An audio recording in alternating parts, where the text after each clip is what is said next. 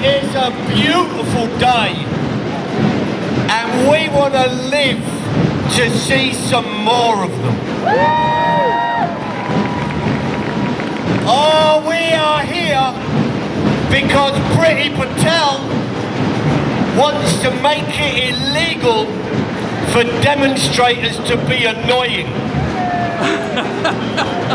We know that annoyance is the only thing that gets things done. We know that people coming together to join with common cause gets things done. Making a noise gets things done. Making other people feel uneasy gets things done. That's how it works. Now, I just want to tell you, some of you may know me, some of you may not. I had a friend of mine called Shamik Dutta, who is a lawyer. He has represented me on 4 cases with the police. We have 1, 2, a third one is ongoing and looks to be resolved, and a 4th one is with the European Court.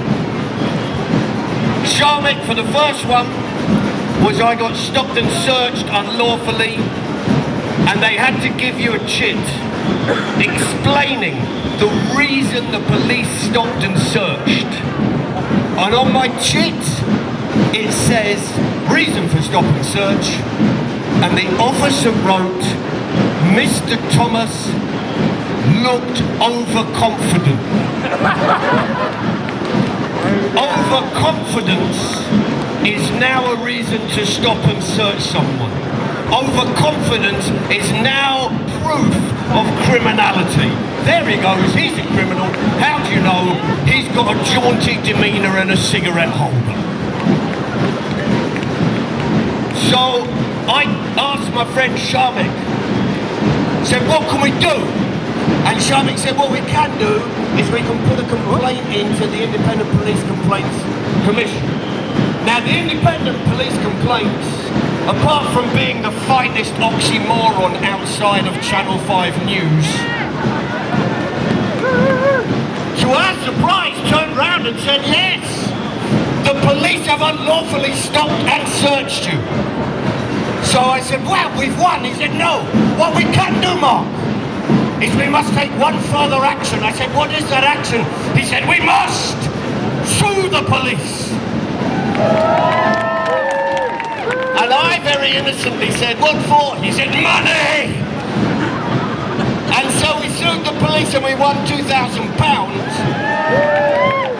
And I used that money to help fund a project.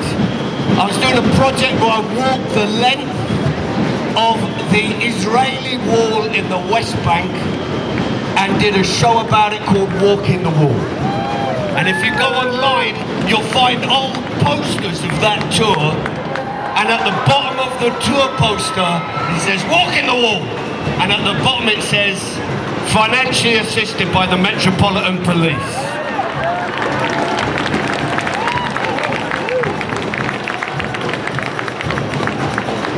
Now, when you look at this law that Patel is putting forward, saying we can be arrested, you can get 10 years for being annoying, you can get 10 years for, damaging and causing emotional damage to a statue. Nothing about women, nothing. A statue has got more rights than a woman has. This is where we are. If you're a woman and you're walking home and you feel threatened, your best bet is to dress like Queen Victoria and stand perfectly still.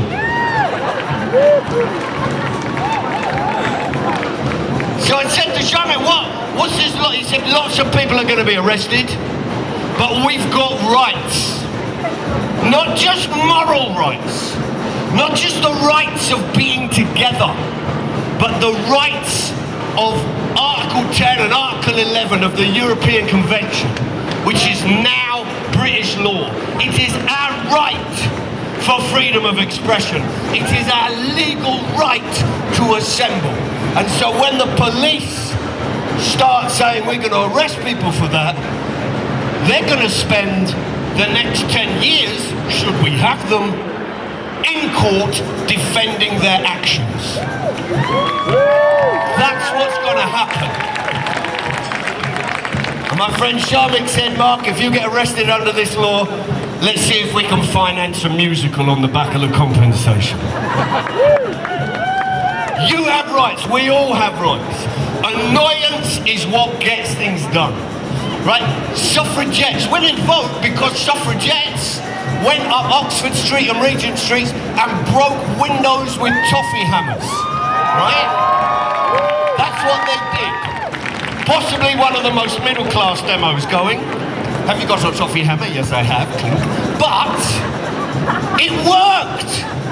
It worked.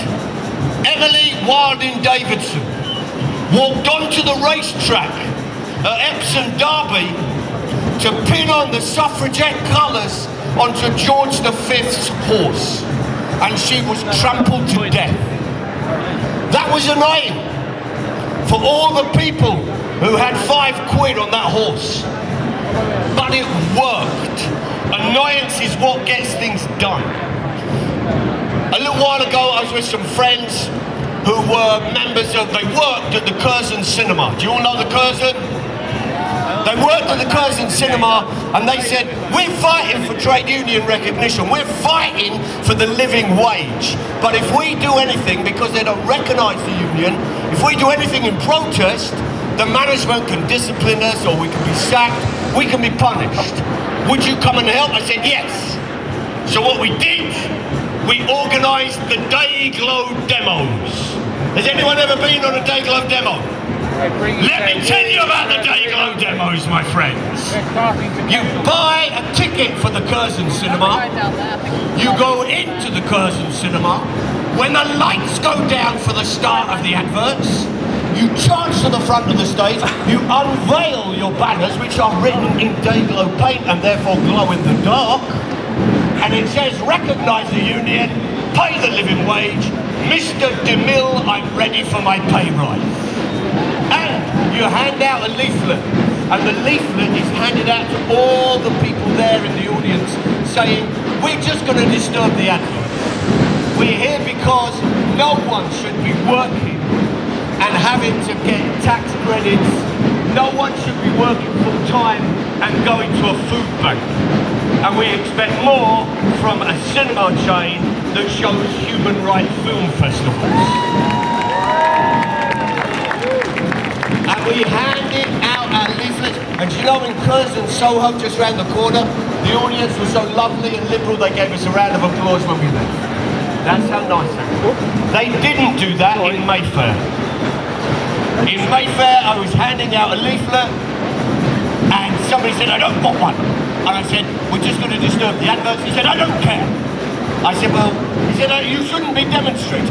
I said, well, what should we do? He said, I don't know. And his wife said, don't get involved, John.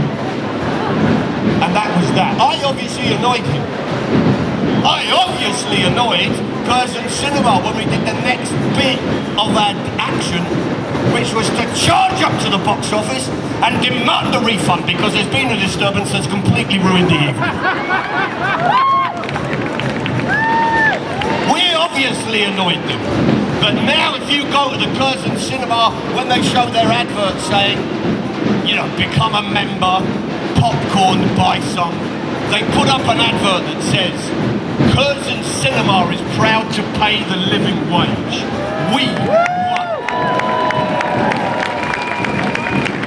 Demonstrating gets things done. Protest gets things done. The fastest one I ever had, there is, do you remember Love Film? There was a group called Love Film. They would rent out DVDs. They refused to put subtitles on. They refused to have it for people who are hard of hearing or who were deaf. They wouldn't even talk with representatives of that community. So what me and my friends did, we went round to Love Film's headquarters, nice big glass building, and we had big ladders and fluorescent jackets, and we climbed up there, stuck up a big poster that said, Love Film, hate deaf people, and they changed their policy that afternoon, my friends.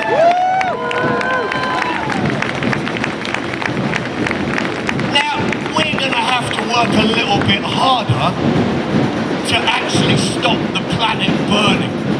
But the point being is annoyance gets things done.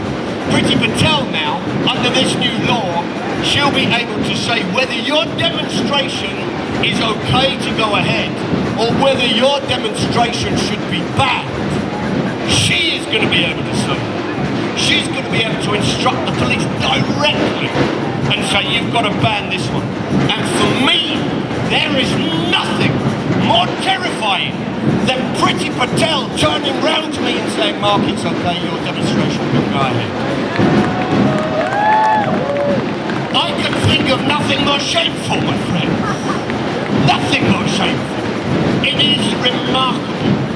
It is remarkable because we all know the Tory party, the Tory government, they've never had to demonstrate for anything in their lives. All they have to do is ask their business buddies. That's how it works. Just before the lockdown. And incidentally, while we're on the subject of lockdown, no one should expect Boris Johnson to do anything right. No one. Right? 2 weeks before he organised the lockdown, and I'm sorry to say this, 2 weeks before he called a lockdown on scientific reasons, there is a group called the Chesham Doggers. They operate out of Chesham, they go dogging, I believe they travel. 2 weeks before Boris Johnson called lockdown, the Chesham Doggers have a social media account. They sent out a tweet saying, due to the pandemic, we are suspending activities. Doggers have got more scientific knowledge than our Prime Minister. Doggers! People who think safe sex is leaving the handbrake on. Doggers! 2 weeks before we went into lockdown, ISIS suspended operations in Europe. ISIS! Somewhere in a cave, a bloke was looking at a camera going, we're following the science and we won't put frontline jihadis at risk. No one should expect Boris Johnson to do anything. You shouldn't expect him to follow any science or any ideas of common sense, but for his own narcissism and the lining of the pockets of his friends and the rich. That's what you should expect from him. That's why we have to demonstrate, friends. That's why you have to demonstrate. We've just seen the end result of imperialism. When you go charging into someone's country under the pretext of establishing a liberal democracy and then can't be asked to actually stay the course. We've just witnessed all of that. There's going to be a lot of protests internationally. And one of the places this law will hit are embassies. Now, an embassy is going to be able to turn around and say, I find this annoying. Moving on. I gave some women friends of mine Barbie cars. You know those pink Barbie cars? Little remote control Barbie cars. I gave some women friends of mine Barbie cars because I'm a feminist and I know what women want. I gave them pink Barbie cars and they took them racing outside the Saudi Arabian embassy. We had the world's first women's car race outside the Saudi Arabian embassy. My comrade Dr. Mekasha Ahmed won, Josie Long came third, and the embassy staff came and shouted at us through the railings. They shouted, if you let them drive, they will kill our children. If they had the chance, they would move us on. I organised a gig, an LGBTQI gig, outside the Russian embassy. I was comparing as a heterosexual man because it's important that my community is represented. That was irony and sarcasm, you can spread it around. And if they had had the chance to shut us down, they would. Russia would have loved to have turned around to the police and said, we find these people annoying, move them. Where should we move them? The Ukrainian embassy. Anywhere. We don't care. So it's going to affect demonstrations outside embassies. You can get 10 years for a statue. You can get arrested for being annoying. These are things that are all happening or set to happen under Priti Patel's law. And we are here because it gets changed when we put the work in. That's what counts, that we come together. Priti Patel, right? They've introduced this law because of Extinction Rebellion. You did this. All of you, you did this. You did this. You did this. Because Extinction Rebellion shut down London, and Priti Patel was furious that she couldn't order the police to get out Boris's old water cannon. She was furious. Priti Patel moved this law because she described Black Lives Matter as a disgrace. And she was absolutely humiliated by Extinction Rebellion and Black Lives Matter. And that is the only way to treat people in power like this, to humiliate them, to force them to change, to make them change, to be the voice of change. That's our job. That's our job.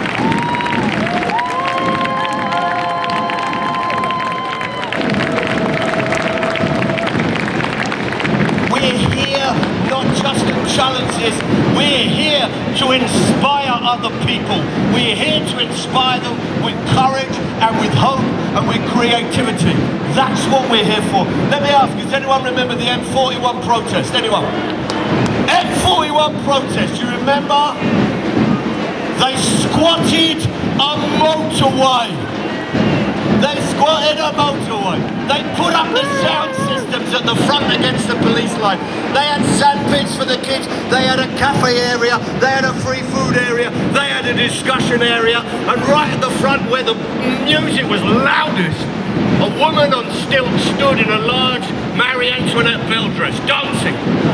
And the music was so loud, the police didn't hear the bloke under her dress with the Kango hammer digging up the hard shoulder.